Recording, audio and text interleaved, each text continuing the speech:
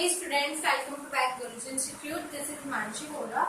Now I'm going to explain question number 9 of trigonometry of class 10, that's separate, and exercise 8.1. In question number 9 is given that in triangle ABC, right angle at B. हम पहले पूरा question read नहीं करते, हमें जितना बोला हम उस पर फोकस करते हैं.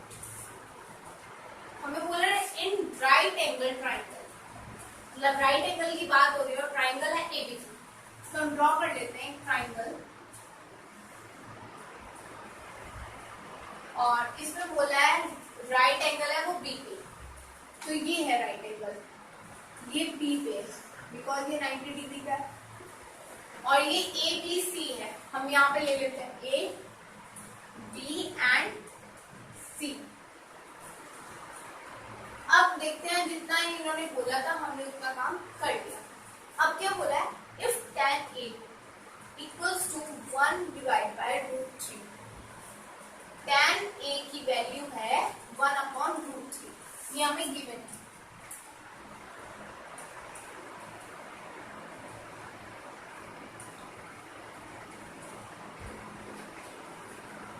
tan A equals to 1 upon root 3.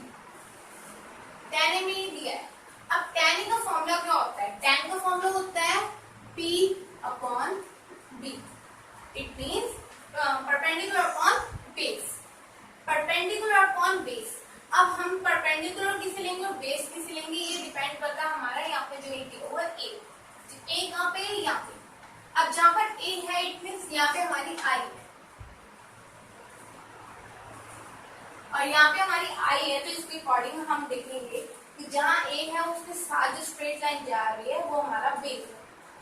तो ये that to clear is that कि ये हमारा बेस है. देन ये वाली जो उसके सामने वाली जो डायरेक्शन में से लाइन हमारी ड्रॉ हो रही है ये हमारी परपेंडिकुलर लाइन है एंड ये स्लैंट साइड तो ऑलवेज हमारी हाइपोटेन्यूज होती है. अब इसके अकॉर्डिंग परपेंडिकुलर की वैल्यू तो है 1. तो परपेंडिकुलर ये हुआ तो ये है 1 और बेस जो यहाँ पे आ रही है वो है रूट 3. अब आपको हाइपोटेन्यूज फाइंड करनी है.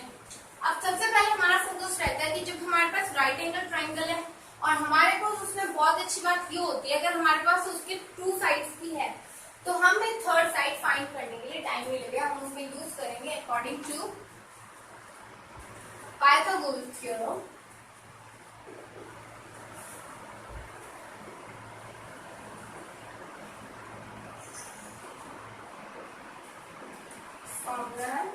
x square equals to perpendicular square plus base square.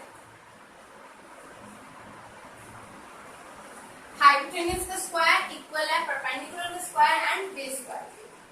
अब हाइपोटेन्यूज तो हमारे पास है नहीं, अब हम इसको x स्क्वायर ही ले लेते हैं या आप चाहो तो आप इसको AC का होल स्क्वायर भी बोल सकते हैं. मैं डायरेक्ट कर रही हूँ यहाँ पे. और परपेंडिकुलर आप इसको ले लेते हैं 1 एंड बेस रूट 3. 1 का स्क्वायर प्लस रूट 3 का होल स्क्वायर. सॉल्व कर लेंगे इसको. 1 आ जाएगा और ये आ जाएगा 3.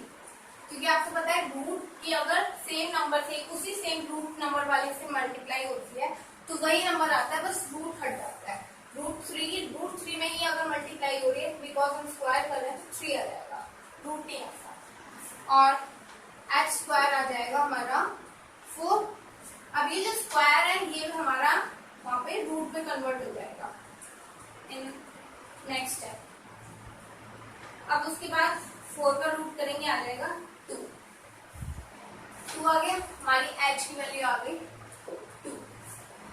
अभी हमारा ये फिक्स नहीं है कि यही परपेंडिकुलर यही बेस है बिकॉज क्योंकि यहाँ पे हमें ये जो फाइंड करने को बोला है इसमें A और C का कनेक्शन है. तो जब A यहाँ पे होगा तो A का मतलब I के अकॉर्डिंग ये बेस होगा और अगर हमारा C की बात होगी तो हमारा बेस ये वाला हो जाएगा क्योंकि उसके सामने वाली लाइन जो होगी वो बेस होगा. अब जब हमारे पास ये तीनों साइड्स आ चुकी हैं फाइनली हम ये देखेंगे कि हमें क्या फाइंड करने बोला है. Find the value of sin A cos C plus cos A sin C. And in second part given that cos A cos C plus minus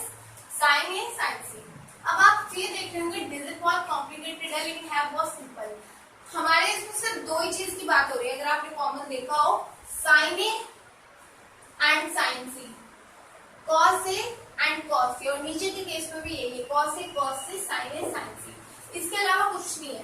तो हम इसमें सबसे पहले इसकी वैल्यू फाइंड करते हैं, sine A sine C and cos A cos सी।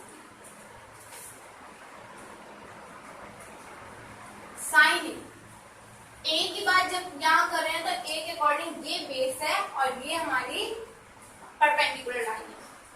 अब sign का फॉर्मूला हो गया होता है P upon H, P upon H। तो जब P की बात हो रही है तो इसके अकॉर्डिंग परपेंडिकुलर ये होगा, बिकॉज ये तो A के अकॉर्डिंग ये बेस है और ये परपेंडिकुलर। P तो है 1 और हाइपोटेन्यूज सेम रहेगी, दैट्स 2। अब साइन सी भी फाइंड कर लेते हैं। साइन सी में भी है तो साइन ही, साइन का फॉर्मूला तो वही रहेगा P अपॉन H।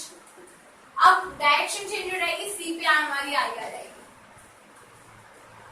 और जब सी पे हमारी आई है तो ये हमारा बेस है और ये परपेंडिकुलर, और हमारा यहाँ पर नीड है परपेंडिकुलर। तो परपेंडिकुलर के अकॉर्डिंग आपकी परपेंडिकुलर हो जाएगी √3 और हाइपोटेन्यूज बोथ केसेस में सेम ही रहती है। आपके साइन और साइन सी की वैल्यू आ गई, यहाँ पे हम फाइंड कर लेते हैं कॉस ए एंड कॉस सी।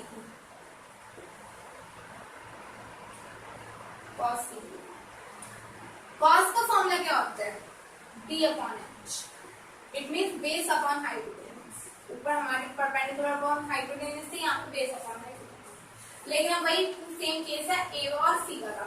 अब A के अकॉर्डिंग ये बेस है तो बेस हमारा है √3 और हाइपोटेन्यूज सेम, दैट्स 2। और C के अकॉर्डिंग बेस हो जाएगा 1 और hypotenuse same 1 upon 2।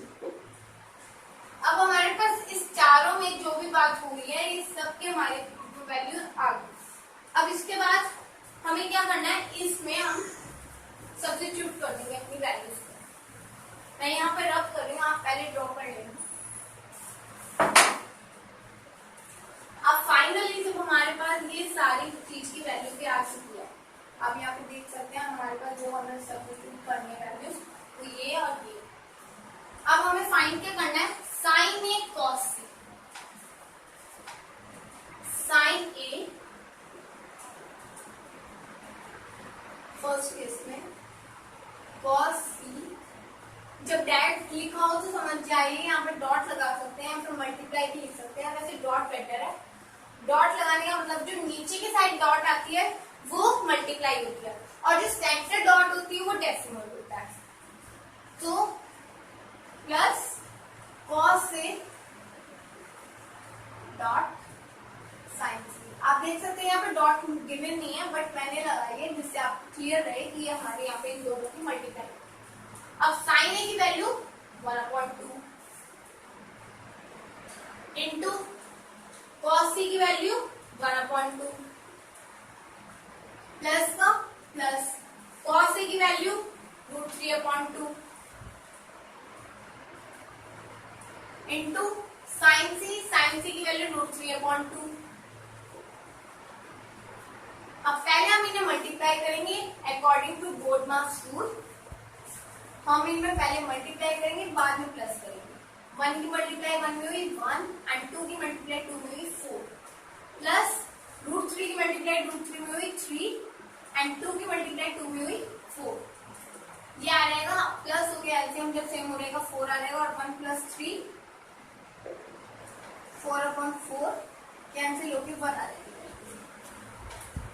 In our second case, is given that cos C and cos C.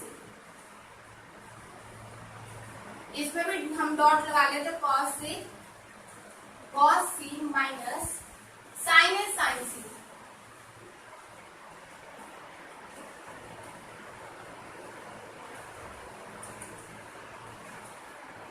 अब cos A की वैल्यू √3/2 एंड cos C की वैल्यू 1/2 माइनस sin A की value 1/2 और sin C की वैल्यू √3/2।